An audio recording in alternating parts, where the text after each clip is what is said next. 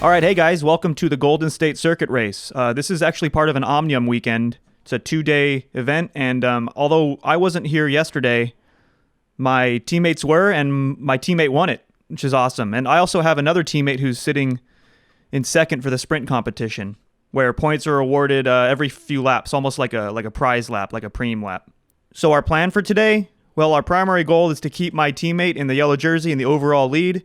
And also, kind of secondary, is to retake the sprint competition lead today. And because I missed yesterday, I'm definitely playing a support role today. All right, so I've fast forwarded to the first prize lap, first preem lap of the day, which means that there's some sprint points on offer. Now, only the first 3 people that cross the line get sprint points. So we're only contesting the third place position here, and I kind of chose a shitty time to move up because we're already going 32 miles an hour, but I know that my teammate who is second in the sprint points competition is up towards the front, so I'm just trying to get up towards him and support his effort to cross the line first out of this group, which is in about 700 meters. And right about here, I get my first glimpse of the front.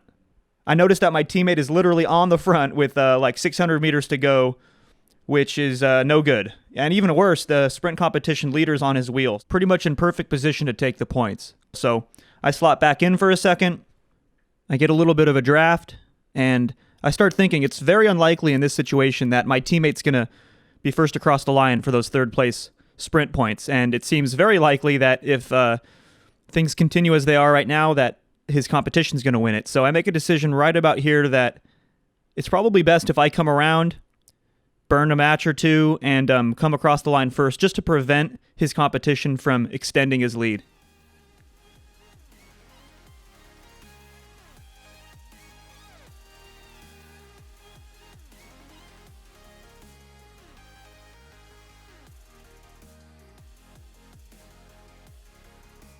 And it turns out in the end, actually, this wouldn't have made a difference anyway, because this effort led to the main breakaway of the day, the successful breakaway of the day. So here come the strongest riders in the race, all 4 of them right there, and then my teammate on their wheel.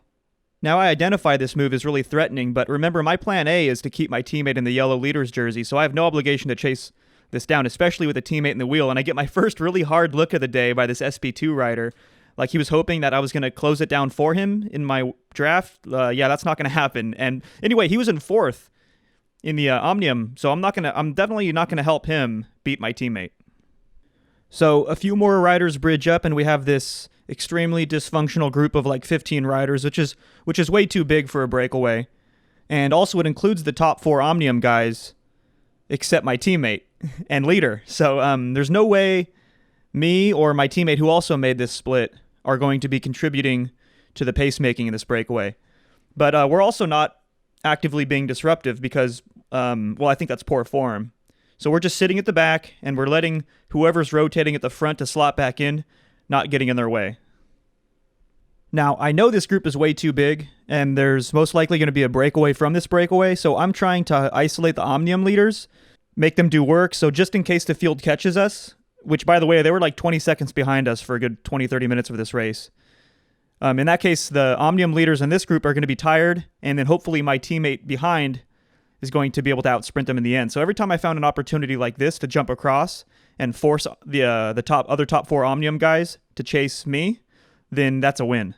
So it's at this point when I opened up a gap, tried to let this SP2 guy come back into rotation, who's, by the way, sitting 4th in the Omnium, I get an earful of trash talk again, and it's like it should be no surprise that I'm not going to work for him, and I'm not going to help him extend this gap. So I don't know what the fuss was. Like, I don't know what he's thinking. So even though it's pretty obvious my teammate's in a bright yellow jersey leading the Omnium, I just remind him that, hey, I'm racing for the Omnium, and I'm not going to be involved in setting the pace in this breakaway group. All right, so a few kilometers later, and after getting yelled at some more, I still think this group is way too big, and I'm expecting there to be a breakaway from the breakaway. So once I see Willie jump across on the left, I wind it up and an attack from the right. The idea here is still trying to isolate the riders that pose the biggest threat to the Omnium leader and my teammate who is in the chase group behind.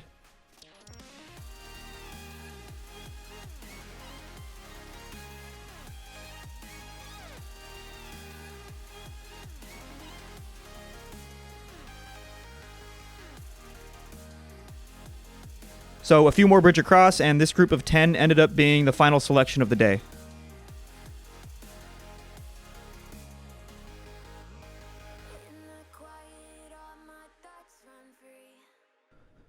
All right, so here I am just getting yelled at some more.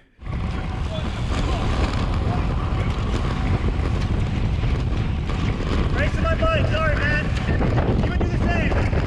And I just want to talk for a minute about breakaway etiquette because there is some serious confusion in this race. First off, my teammate is literally in a yellow jersey, so it's no secret I'm riding for him, not myself. And there should be no hard feelings when I'm not contributing to the breakaway effort. In fact, it would be terrible bike racing strategy if I was.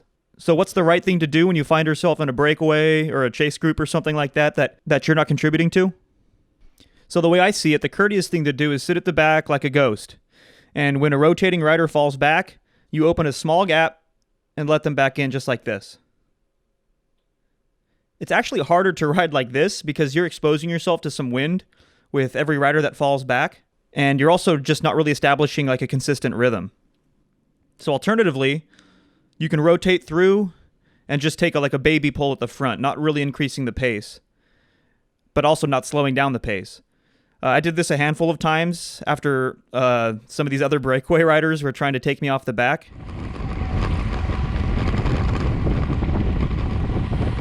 I won't let that go.